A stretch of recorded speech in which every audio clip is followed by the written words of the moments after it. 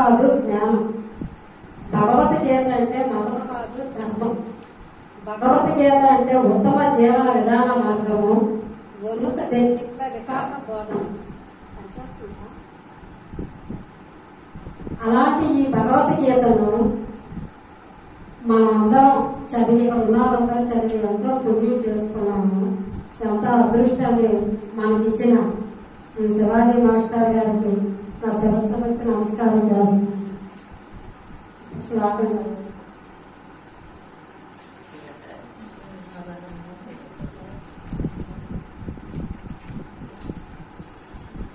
మానవ మానయోస్తుల్యః తుల్యో మిత్రారిపక్షయో సర్వారంభ పరిత్యాగి గుణాతీతః స ఉచ్యతే.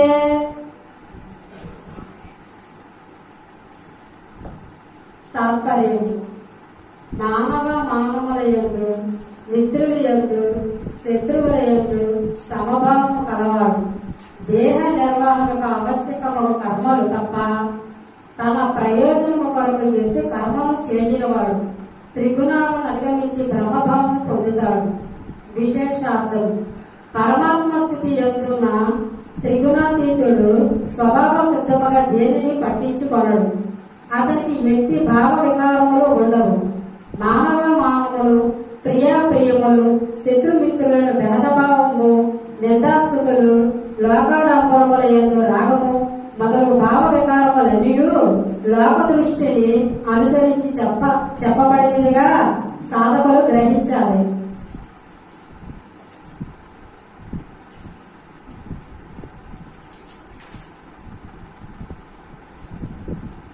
ప్రియాప్రియములందు సమముగా వర్తించిన వాడు అంటే ప్రియము.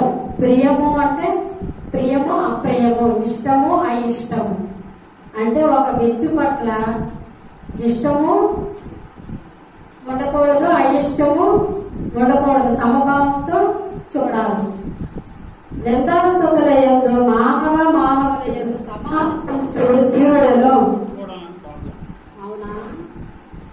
నిందాస్తుతుల యందు మానవ మానవుల యందు సమానత్వం చూడు ధీరుడను. ఇప్పుడు మనమే ఉంటాము, చాలా మంది ఉంటారు, నిందలేస్తారు, మనకి తిడతారు, ఏవో మాట్లాడతారు, అరుస్తారు, చేస్తారు. అలాంటప్పుడు మనం ఏం చేయాలి? తిరిగి వాళ్ళు తిడతామా?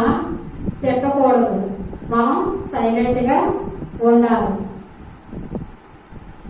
అలాగే గౌరవమును అవమానమును ఒక రీతిగానే తీసుకునేవారు. గౌరవమును అంటే మనకిప్పుడు ఏదో సన్మానించి ఒక సాల్వ కప్పి బొకే ఇస్తారు, గౌరవిస్తారు. అలాగే కొంతమంది వ్యక్తులు అవమానిస్తారు. అవమానించారని, వాళ్ళు తిట్టారని కుంగిపోకూడదు. వాళ్ళు మనకి ఏదో సన్మానం చేసి గౌరవించారని కూడా మనం పొంగిపోకూడదు. రెండింటిని ఒకే రీతిగానే తీసుకోవాలి. శత్రువులను మిత్రులను సమముగా చూసేవాడును. ఫ్రెండ్ ఉంటాడు, మిత్రుడు కలిస్తే మనం ఎరా బాగున్నావా అని అడిగి చక్కగా యోగక్షేమాలు కలిసి అన్ని మాట్లాడుతుంటాం. అదే మన పడం వ్యక్తి ఒక శత్రువు కనిపించాడు అనుకో, మూతి ముడుచుకుంటాం, వాడితో మాట్లాడు. అది కరెక్ట్ పద్ధతి కాదు. శత్రువు అయితే ఏమైపోయింది, వాడు మాట్లాడిపోతే ఏమైపోయింది, మనం అడుగుదాం, ఏమా బాగున్నావా, మగవారికి ఏరా బాగున్నావా అని అడుగుదాం, ఏమైపోయింది. ఆ రోజు పగడు వాడు, మరుసటి రోజు మళ్ళీ కనిపిస్తాడు, ఏమా బాగున్నావా అని అడుగుతాం. అప్పుడు రెండో రోజు మరి ఏంటి ఇవిడ అడుగుతుంది, మనం స్పందించట్లేదని మూడో రోజు ఆవిడే మనల్ని అడుగుతుంది. అప్పుడు ఆ శత్రువు కొన్నాడు మన మిత్రుడు అవుతాడు కదా. అది శత్రువుల్ని మిత్రుల్ని మనము సమభావంతో చూడాలి. ఆడ శత్రువు అని వాడిని చిన్నచూపు చూడకూడదు, మిత్రుడని మనం వాడిని ఎక్కువగా ఆదరించకూడదు. ఇద్దరిని ఒకే భావంతో చూడాలి. సర్వములైన భౌతిక కర్మలను విడిచిన వాడును ఆ మనుషుడు ప్రకృతి త్రిగుణములను దాటిన వాడిగా చెప్పబడును. అంటే మనకు అన్ని భౌతిక కర్మలు విడిచిన వాడు మనిషి త్రిగుణములు దాటిగా చెప్పబడును. త్రిగుణములు అంటే ఏంటి? మనిషికున్న గుణాలు ఏంటి? సత్వగుణము, రజోగుణము, తమోగుణము.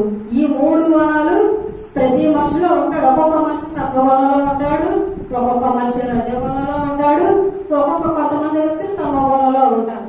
అయితే ఈ 3 గుణాలను అధిగమించి బ్రహ్మతత్వాన్ని పొందాలి. ఈ 3 గుణాలు మనిషిని అజ్ఞానిగా కూడా చేస్తాయి. ఈ 3 గుణాలు పంచేంద్రియాల వల్లే కలుగుతుంది. అయితే ఇంద్రియ నిగ్రహం కలిగిన మన మనస్సు ఎటువైపు మరుగుతుంది? పరమాత్మ పట్ల మరుగుతుంది. అప్పుడు మనకి ఎవరు పొగిడినా, ఎవరు తిట్టినా, ఎవరు విమర్శించినా, ఎవరు బాధించినా మనలో ఎలాంటి మార్పు ఉండదు. ఎందుకు? మన మనసు అనేది పరమాత్మ పట్ల మరుగుతుంది కాబట్టి. అప్పుడు మనం నిశ్చయంగా ఉంటాము. మనం మంచి పని చేసినప్పుడు మనం సత్కరించిన వారు, మంచి చేయనప్పుడు తిరస్కరించిన వారు రెండును కూడా సమభావంతో చూడవలను. పుణ్యం చేసిన పాపం చేసిన సమస్త కర్మను మనము అనుభవించవలసిందిగానే భగవంతుడు చేస్తాడు. ఈ అవకాశం ఇచ్చిన శివాజీ